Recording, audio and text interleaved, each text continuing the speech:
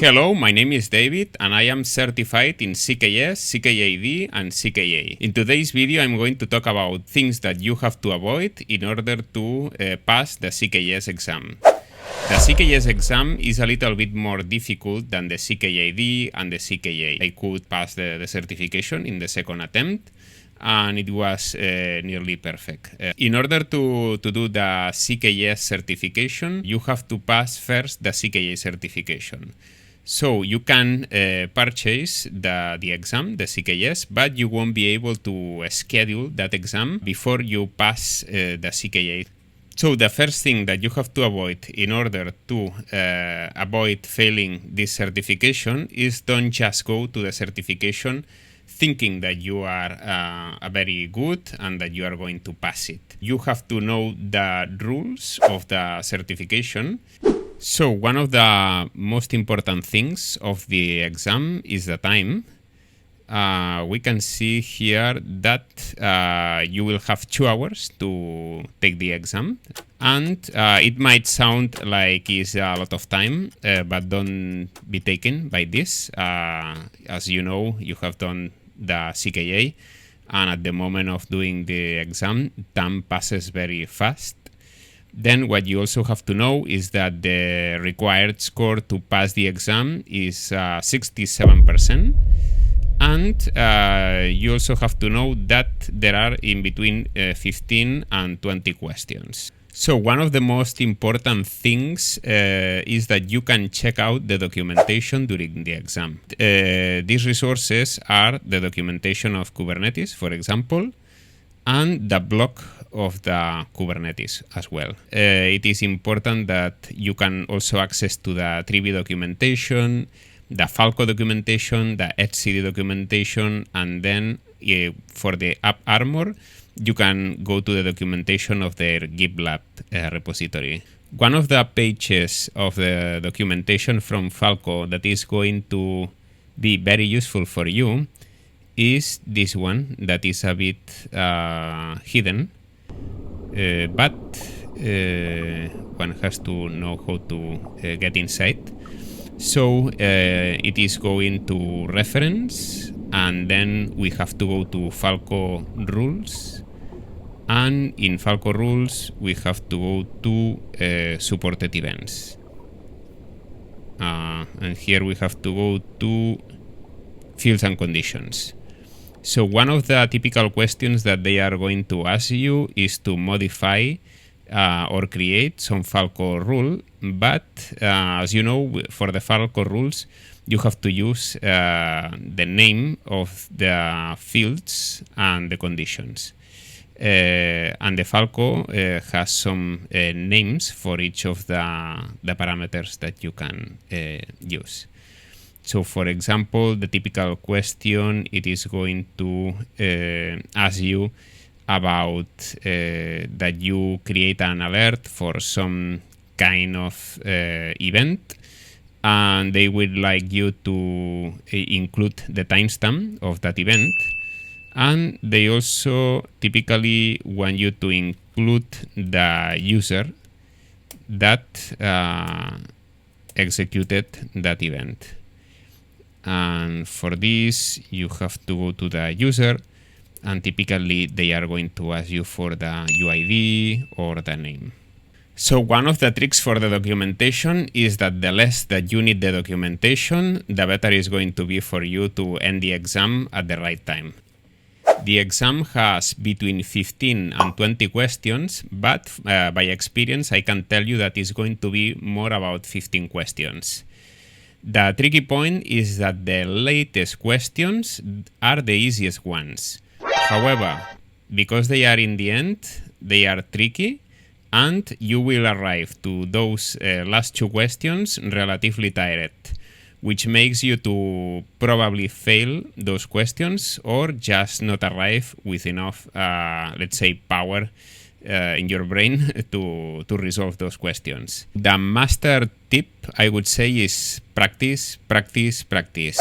Maybe you will have between 6 or 7 minutes at most to answer each of the questions.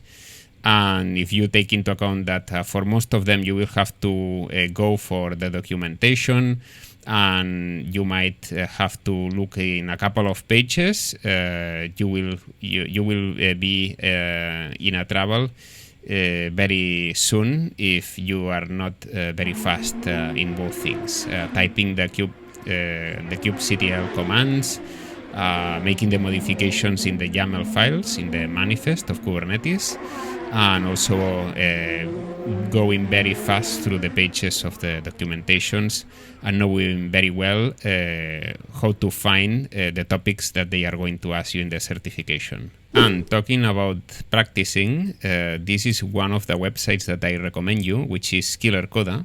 This one is free and contains access to exercises from the 3 certifications of the CNCF. And we are going to go to the CKS, and here you can see some scenarios or questions. Basically, these questions are very similar of what you are going to encounter in the exam. These are not exactly the questions that you will be asked in the exam, but the topics are very related. For example, some of the things that you can be asked is how to fix an API server crash. I recommend you to do this one.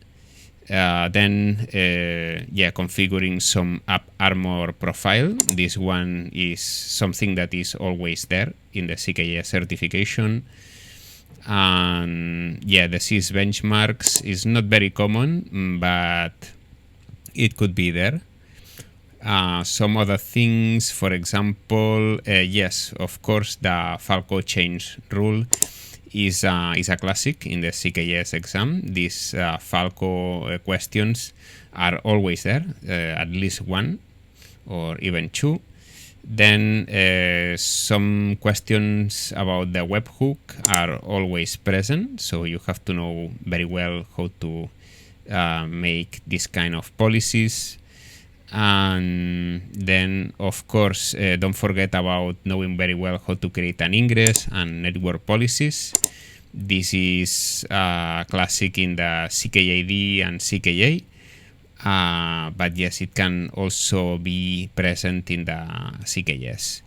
Then you also have to know to use Trivi, not in a very advanced way, but yes, to find the vulnerabilities. And more things that are important is everything that has to do with airbag, the generation of certificate request, for example, everything that has to do with etcd, how to make a backup, and so on, all these kind of etcd questions. The gvisor can also be present. Typically, they are very easy questions, and you can get those points very easy. And what else do we have here? Yes, everything that has to do with Docker images or using Podman. These questions tend to appear in all the certifications, and we tend to forget about the Docker commands. Because we are more used to do everything now with Kubernetes, with kubectl, but I recommend you to remember all these commands. And don't forget about strace, because it could appear in the exam. And basically that's it. This is everything I wanted to show you here from KillerKoda. The other website that I recommend even more than this one is KillerShell. KillerShell is like the paid version of KillerKoda, let's say. And with this one, you will have access to a CKS simulator. This one is emulating the environment that you will have in the CKS exam. So this is why it's so important, because with this one, you will get used to how to make the copy-paste, using the remote desktop, other things such as using the browser. It even can be a bit confusing at the beginning because the copy-paste is not working as usual. And here they say that, yes, you will have 36 hours at the moment that you activate one of the environments that they provide. This is the typical thing that you want to do during the weekend with a calm and knowing your performance for the exam. And here you can see the price that is going to be $30. I think it is going increasing in price, just according to the inflation. And yes, here you can see the remote desktop. You can see how it is.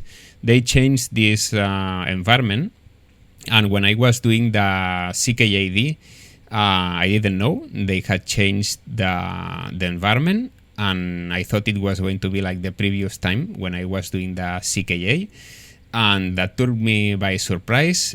Things were not going, were not functioning as they had to do, and in the end I had to send an email to them complaining because I couldn't even finish the exam. This is another thing that I wanted to show you. Basically here it would be like almost everything that you would have to know in order to pass the CKS, but it's also very useful for the CKA and the CKAD.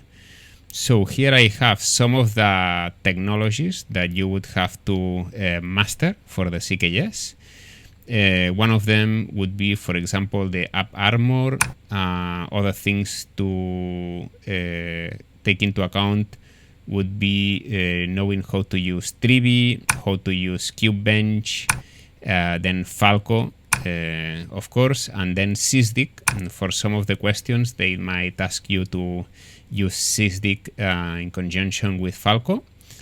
More things you have to know is kubesec. And then important stuff is about the admission controllers, the webhook, and OPA or Open Policy Agent. More things that you will have to know is, for example, everything that has to do with the security context, gvisor, as we have seen in that example. And then you also have to be able to use CryCTL. Sometimes it is useful. And things related to the SysDic libraries or the SYS benchmarks. And basically that would be everything. Yeah. Also to remind that at least when I was doing the certification, they removed the PSPs from the syllabus. So please check out if this is the case, that they are not asked in your case.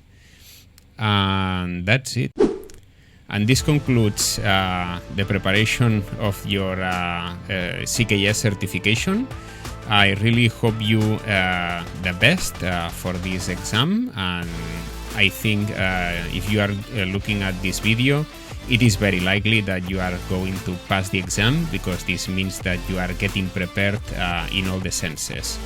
So wish you a lot of luck, and if you have to pass the CKA exam, I have this video from here, and if you have to pass the CKAD, you have this other video from here.